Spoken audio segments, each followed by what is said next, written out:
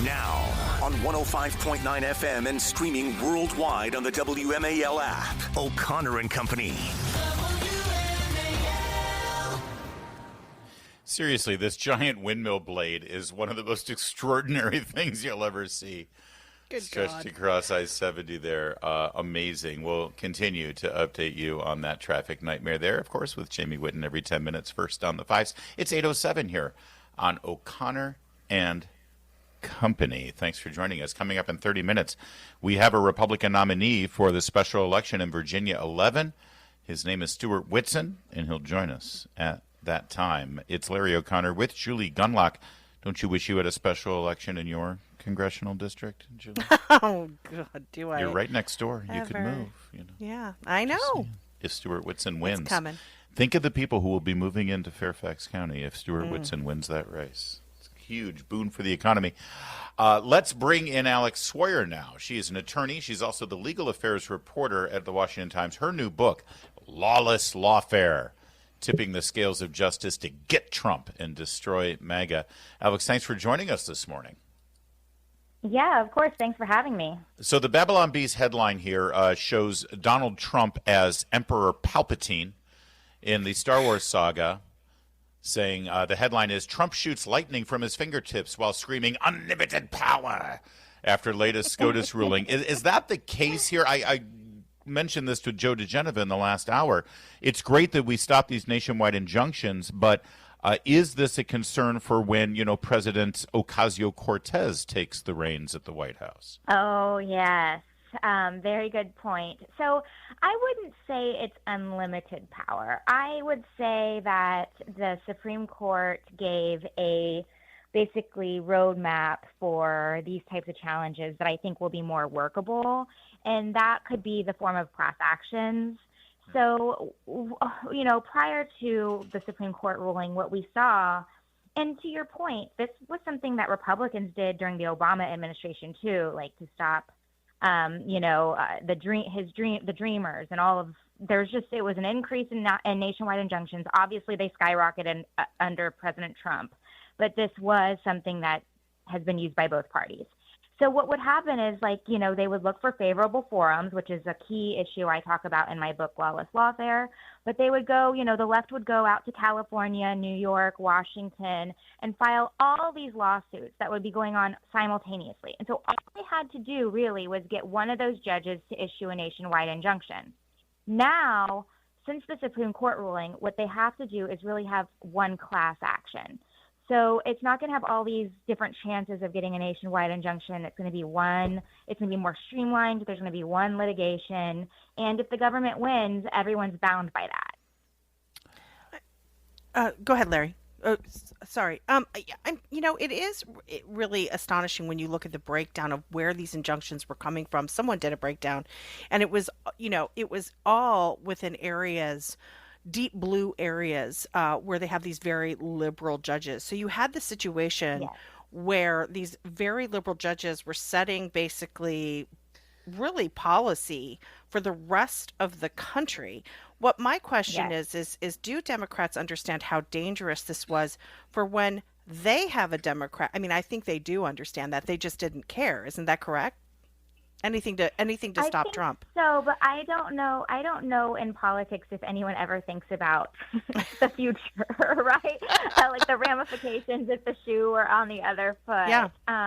I think that they're not afraid to set dangerous precedent. I mean, that is the key to why I wrote the book too, was because the idea of gagging a presidential candidate, convicting one, like all of that. It's scary that it could be done to the next party. And so, I don't think they thought about, what's going to happen when, I don't know if everybody, I don't want to scare people, but President Ocasio-Cortez, like Larry said, right. I don't think they thought about that far ahead. But, this has been something we always see conservatives go to, like the Fifth Circuit, Texas judges, Alabama, Louisiana. So it is something that in reality could be used if it wasn't stopped, against the Democrats when they take the White House. We're joined by Alex Swoyer, I should say. Her book is Lawless Lawfare, Tipping the Scales of Justice to Get Trump and Destroy MAGA. We always hear about the collegiality there in the Supreme Court, that, Ruth Bader Ginsburg was really great friends with Antonin Scalia, and they socialized when they weren't working on cases, even though they disagreed on things. And I love that. I love the idea that these guys are super smart, they make very big decisions, but they also get along and they respect each other. I don't think there's any kind of respect for Ketanji Brown Jackson. If you read this decision that was written by Amy Coney Barrett, and let's be clear, the other 5 conservative justices all joined and put their name on it as well. This is an absolute, it's insulting, frankly, the way they went after her. And I supported it because she does seem to be completely a sort of an embarrassment to the court. But what do you make of this going forward, how they're going to be able to get along? It's got to be devastating for her. Yeah, so the back and forth from the majority opinion to the dissent was just something. I've covered the court for almost 10 years, and I have not seen something like this so public, right? Wow. To your point, I actually heard, just a conversation with someone said that Justice Jackson had a reputation on the lower courts for being difficult to work with. I don't know if that's, it looks like that might be the case now. Well, she's only been on the court for what, 2 years now? I think 2 sessions, and she speaks more than any of the other justices during the hearings. She's very long-winded. Her questions are more statements, and then more or less, do you agree with me or not, is at the end of them. But what I will say is, when I was reading through the opinion, I just could not. I was really surprised with Barrett, and I think that this is kind of what some conservatives were waiting to see from her.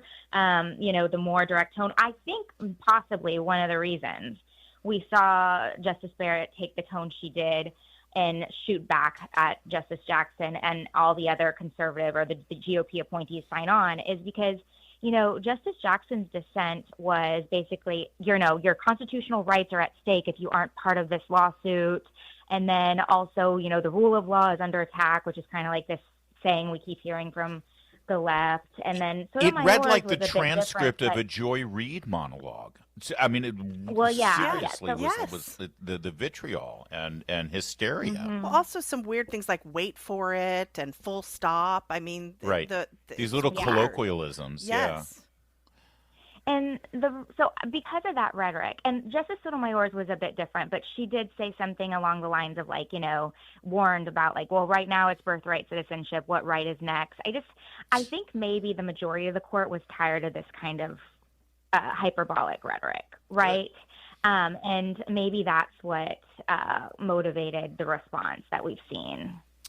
Well, it was an amazing thing to behold, and it's going to be one for the history books, and very interesting to see as everyone cools off for the summer. Maybe Ketanji Brown Jackson will do another cameo on Broadway. Remember, she appeared on a Broadway musical last year. Yes, that's right.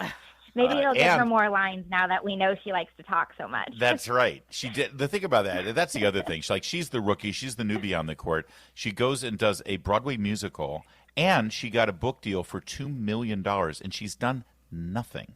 $2 million. Yeah, and I can tell you, as a new author, it is not easy to sell books. So when you get a $2 million advance, you don't have to sell books. Right. Well, meanwhile, Alex Swoyer did not get that kind of advance, so buy her book. It's called Lawless Lawfare, Tipping the Scales of Justice to Get Trump and Destroy MAGA. Alex, always good to talk to you, my friend. Thanks for joining us. No, thank you for having me. I appreciate it.